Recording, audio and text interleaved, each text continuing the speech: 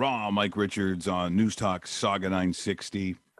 And this is going to be very, very fascinating. Now, anytime Chris from the Idea Shop is on, like, you just really never know what's coming at you. The books are so varied. The authors, the subject matter is just, it's the rainbow of fun. Can I call it that? Of course, I say rainbow of fun these days. People are thinking something completely different. I'm just saying it is fascinating every time, Chris, that you join us. And this one, to me, this is, we're going to talk to Scott in a couple seconds here, but this is going to be really fascinating stuff because it is something that one way or the other, this subject matter touches everybody and literally on a moment by moment basis, which I think is so cool. But thanks and great to see you again. Thanks, Mike, so much. It's great. I have a lot of friends that recommend books to me, and huge fan of books by like Malcolm Gladwell, The Tipping Point, Freakonomics, and Terry O'Reilly, great Canadian thinker. Yeah. Awesome. So someone recommended this book, Activate Brand Purpose. And I was thrilled to find out that the author is a Canadian. He's from Montreal. His name's Scott Goodson. He works in the U.S. now, and he's a CEO and founder of a marketing company called Strawberry Frog. And I've always wanted to know, why do people buy this instead of that?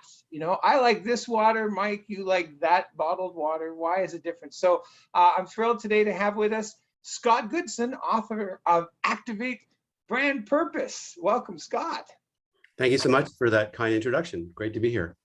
Scott, what I think is interesting is that, and I come from it with a slightly different angle probably than a lot of people, but most people are going to see an ad campaign. They're going to see something on television, if we're going to go sort of a standard way that people can relate to before we get to obviously the digital side of things. But sometimes they wonder, is that campaign effective? Is it something that, a lot of, I guess you go to seminars where it's, just please remember me. I mean, a lot of kind of catchphrases around a certain product. And for me, for years, I voiced a lot of these ads. So sometimes I'd see the ads before they actually hit the market. And some of them, and I'll give you a great example, roll up the rim to win. And so I go in there. And they say, can you roll the R? Like that? Yeah. Just say, roll up the rim to, I go, do you guys really, do you want to go back and rethink this one? Because it sounds stupid and I don't think anyone's going to do it. Well, I probably was, people would fight over their cups. People fighting over winning the chance to get, 10 cents off a fake latte or whatever was going on there. But you wonder in the infancy of a campaign whether it will be effective or not. Can you look at something with what you do for a living and sort of analyze what makes something in marketing effective? Absolutely. You're very good at the Irish brogue. That's probably why everyone's buying that product you voiced over. Today you're standing in your backyard, you're looking over your fence and your neighbor's drinking a beer. And in the past you were like, yeah, that's a good beer. I like that one. I think today you're kind of looking at him and you're going, that beer is really mean to their employees. And that beer, I remember I saw they have those old diesel trucks and they're all that black smoke, and God, it gets in my car and my kids are coughing. It's changing the way we're buying, and it's been going on for about 25 years. It started in the Nordics in Europe. They, for some reason, are just attuned to positive social change in ways that other countries like the US perhaps are not. In some parts of the US, but other parts are not. And Canada is kind of similar to Scandinavia. We live in a country where there's a lot of nature. People believe in a communal kind of living. They care about we and that sort of stuff. So you see people caring about companies that are taking stands about issues that are important to them. And, every year we do this really interesting survey with thousands and thousands of people. It's called the Purpose Power Index. And we measure empirically consumer sort of feelings. I know that sounds like a wishy-washy word, and some of this stuff is kind of squishy for your listeners, but we basically measure what people are saying about why they're buying. And what we're seeing, and this is fascinating, is 80% or more of people are saying they would prefer to work for or buy from a company that's doing some good in society. And so, the is a good selling technique, but you're going to need something more than that today. So the tie to ethical importance seems to be a process, as you said, for the last couple of decades. See, that's something I wouldn't have thought of before. Like I know. when I Crazy, first right? when I first thought of ethically, what's the coffee that came out that so we didn't have like small children working in a sweatshop making shoes or whatever it is, and I thought, well, as you said, talking about squishy, or okay, well, just how far are we going to go? Is it really going to make me buy one pair of shoes over another? But we are such sensitive individuals that are influenced heavily by those that are going to make comment on Twitter or Instagram or Facebook, that you really have to be careful about your spokesperson. You've got to be careful. I mean, I've never seen anything like it. And I suppose, as you said, you believe at least 80% of this now is the weight that comes with campaigning.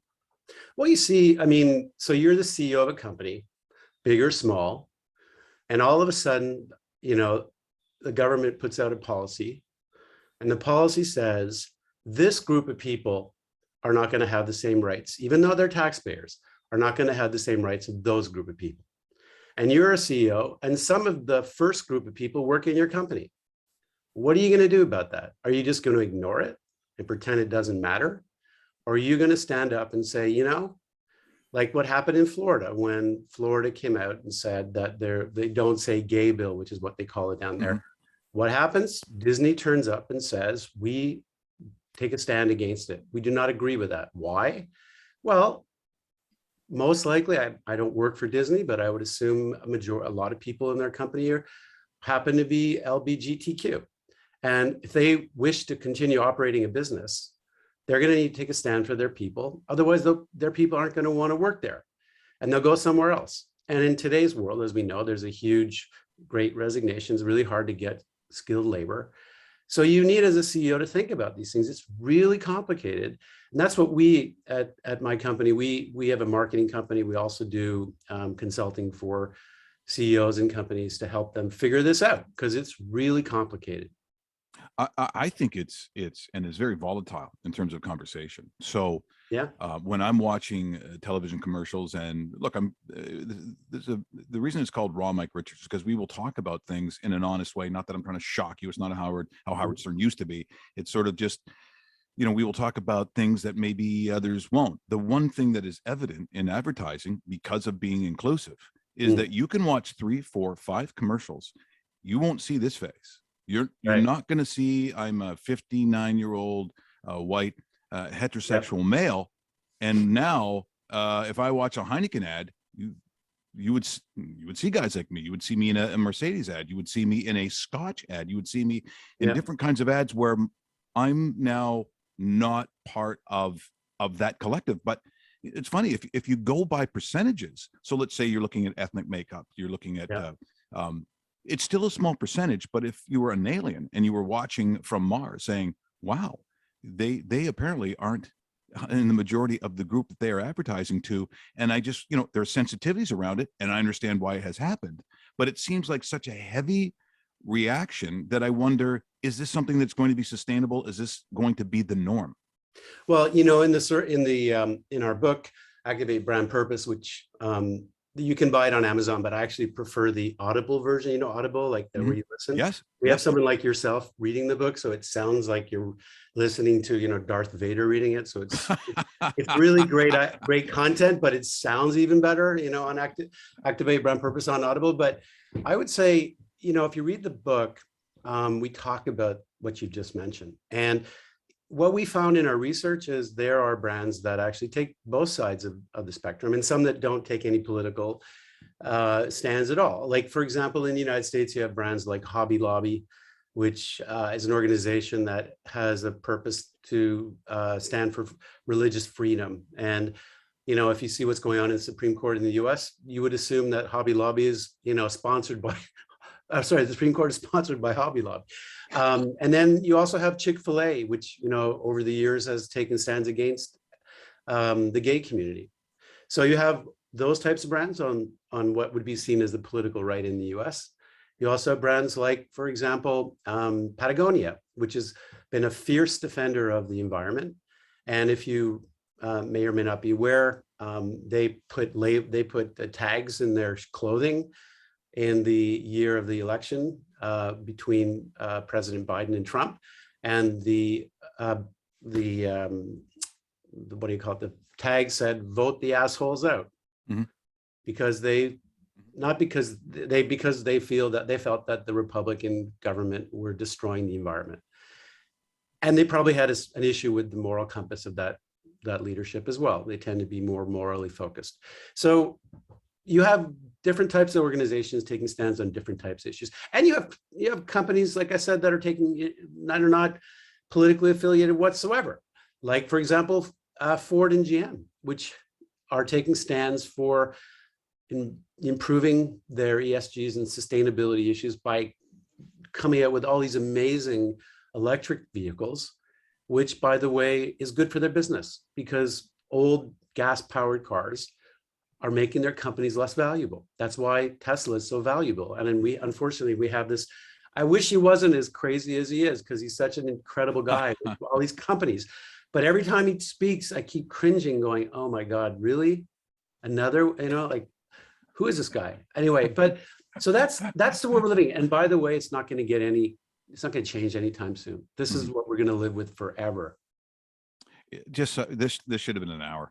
I knew it would be like this. This is going to be a little way too fast. Maybe I don't know. Maybe at some point we do this again, because I find this fascinating. Now, Chris, did you want to get in? I just wanted to say, I thought it was great, that Scott brought it back to auto manufacturers. The Purpose Power Index. There was a big reveal last month. He does this report every year. He had a one-day, it was like the Woodstock of marketing stuff, and they presented this report, and the auto manufacturers are going up and up and up in this Purpose Power Index, and that's a big purchase, and it would take me a lot to get on board with an auto manufacturer. Yet he's absolutely right. What is it that the auto manufacturers, Scott, in your opinion, there are doing that are pushing them up in that index? Well, I think the whole category of electric vehicles is being seen as an aspirational category. People want to get into that category because not only is it's cheaper. If you drive an electric vehicle today, you're not paying the gas guzzling price of everybody else. You feel like you're a sucker if you're driving a gas car today, especially where the prices are. But more importantly, it's cool to drive electric. You sit beside that sleek looking Tesla, you're in your old gas guzzler, you look over and you go, man, I wish I was sitting in that car. And now Ford and GM and Toyota and a bunch of others, Audi, Porsche, you can even buy a Porsche today, it's electric, holy moly. Wouldn't you want to get behind that, Mike, right? Well, no, but you talked to a guy who spent some time in Calgary. I had a pickup, man, and I'd be driving by people and going, get that toy off the road. Well, that's true. That's what are those cars called? You mean like those little, whatever. But the new ones today, the new electric cars go from like 0 to like 1,000 miles an hour in 3 seconds. So I've seen these videos where these little kind of nerdy dudes are driving their Tesla or their electric cars, and they're sitting beside this like souped up, Ford Mustang, and they just leave that Ford Mustang in the dust, kind of whimpering. So electric is where the world's going. It's shocking. Now I know we got to run, but I do want to tell you, we had James Hinchcliffe on, and he was talking about Formula E. So and I said, well, insane. What?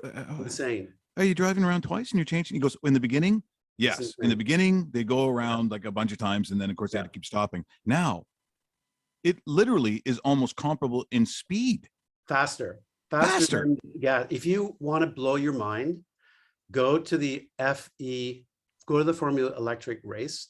There are companies you have never heard of, like Mahindra, which is an Indian company that decided about a decade ago to get into the electric space. They bought Pininfarina, which is the company that designs all the Ferraris, all the Ferrari F1 cars. They bought that company, and they designed the Pininfarina Battista. That car, $2.5 million starting price for that vehicle, is the fastest car on the planet. It will blow your mind. And their F1 racing car, insane. It is okay. So here's what I think we should do at some point. And Chris, this is an idea, but to have Scott back on, because they said this went by way too fast. Get someone like Scott and bring on someone like Terry O'Reilly, which I think would be just a remarkable. That's got to be an hour, because I mean, these guys. I mean, this is just such fascinating stuff. I know we've got to run, but mention the book again, Chris, for those listening here this morning.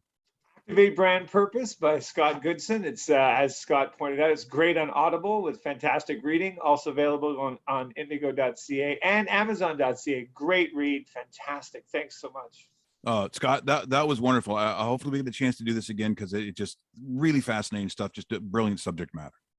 Thank you, Chris, and thank you, Mike, for having me. That's Scott Goodson, and of course our good friend Chris from the Idea Shop. And I knew this would be just a brilliant segment, and it just, oh my God, now I want to keep talking about this stuff because it's fascinating. That was great.